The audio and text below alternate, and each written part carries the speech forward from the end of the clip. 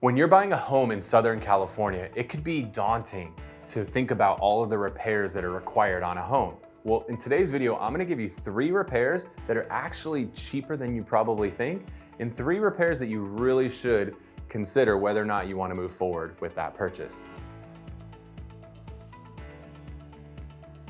My name is Kyle Whissel with Whissel Realty Group, and in today's video, I'm gonna go over 6 repairs that we commonly find that are needed on homes, 3 of which that you probably shouldn't sweat too much, and 3 that you should really consider whether or not you wanna buy that particular home.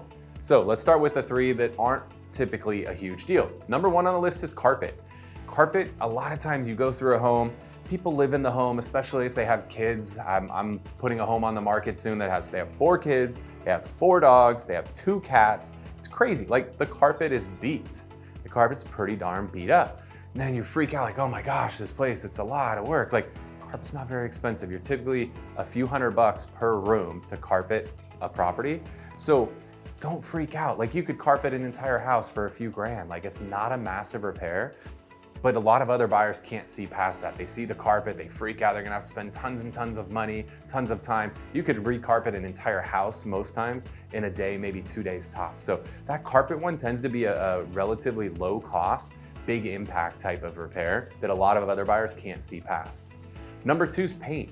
Paint's another one. As people live in the home, paint gets scuffed, paint gets worn, people made weird paint choices, or they did a blue room for their little baby boy and a pink room for their little baby girl. And you look at that like, oh God, I gotta repaint the whole house. Repainting a house, same thing. A few $100 a room, a few $1,000 for an entire house, and it's done in a day or 2. Don't overthink that one. That's a really minor one. And you could literally have your house painted and carpeted simultaneously. So you could have both of those things done in a few days. So don't overthink those. Another one that I see that people oftentimes overlook or think is gonna be a huge deal is a garage door. You know, here in Southern California, we've got a lot of homes built in the 40s, 50s, 60s, 70s that just have these ugly garage doors on them. Some of them still have wood garage doors. Some just have that traditional cheap metal garage door on them. And it's dented, it's fallen apart, it's raggedy. Garage doors are not that expensive, depending on whether it's a single car, 2 car, whatnot. You're talking probably a couple grand, maybe 3 to 5 grand for a nicer garage door. But putting a new garage door in there, it's 1 day of work, a few $1,000 for a nice one. And the way that most homes are designed in Southern California is the garage is oftentimes the front of the home. So a nice garage door can really make a big impact on the overall curb appeal of the home. So those are 3 that we really don't sweat a whole lot when we run into them. But here's 3 that you probably should sweat. Roof. Roofing is not cheap in Southern California. And depending on how many layers of roofing there are, if there's 2 layers of roofing on there already, you're gonna have to scrape the entire roof off and put a whole new one on there. If there's a single layer of roof on there, then you can typically put a 2nd layer on top. If you're dealing with a tile roof, concrete tile, clay tile, your cost starts to get up there quite a bit. Roof jobs here in Southern California, depending on the size of the home, you're looking at $10,000 minimum for a small home. You're easily 15 to 20 grand for an average size home, and for a large home, you're north of $20,000 to $50,000 for a roof. So make sure you're considering that a roof could be a big one.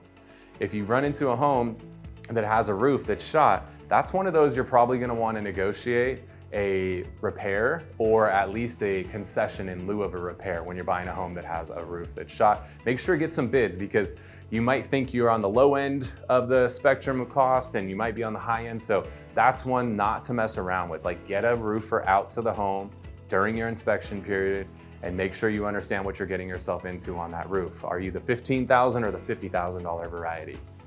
Next up is HVAC. HVAC, that's your heating and cooling system in the home.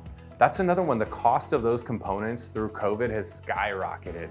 What used to cost $3,000 is $10,000 today. So if you're going into a home that doesn't have a functioning HVAC system, or it has a really old system, I'm talking like 15, 20-year-old system, the system might work, but it's gonna go out at some point on you. So really spend a little extra time and make sure you understand what you're getting into on that HVAC system, because you could be in the $10,000 to $20,000 range to replace that entire system if both the furnace and the coil are bad. That's an expensive repair. That's one you want to go a little bit further on, and oftentimes negotiate that into your request for repairs. And then the last one is kitchen and baths. redoing a kitchen, redoing baths, that could get very, very expensive. We're talking tens of thousands of dollars for these items. You know, a typical 3-bedroom, 2-bathroom home, 1,500 square feet. Between kitchen and baths, you're easily gonna be $50,000+. Depending on how nice you wanna go, you could easily be $100,000+ just to do a kitchen and 2 bathrooms. So make sure you understand what you're getting into there. Get some bids on those things so that you don't buy a home with a kitchen and baths that you don't like, thinking, oh, I'll just spend 10 grand and get those redone after it closes. It's probably gonna cost you more than you think there. So make sure that you're doing a little work, getting some bids up front so you know exactly what you're getting yourself into. Now, with that said, if you're buying a home that needs some of these things done, we actually have lenders that we work with that can finance the cost of making these repairs and improvements to your home after it closes. So let's say you're buying a home for $1 million that needs $200,000 worth of work. We could actually get you a $1.2 million loan, pay the seller their $1 million and set your $200,000 aside for the renovation after it closes. We've got that option. And if you're on the flip side of this coin, if you're thinking about selling your home and you're hearing this and it's a little bit scary, like, oh my gosh, I probably should fix these things before I put it on the market, we have a program where we can actually have all of the cost of these improvements made to the home with no out-of-pocket expense for you. You're just gonna pay for them directly to the contractor at closing without any additional fee on that. So whether you're buying or selling, please take these things into consideration. And if you wanna sit down with our team, make sure you have somebody who's looking out for you. Give us a call, shoot us a text at the number down below. I'm Kyle Whissel with Whissel Realty Group.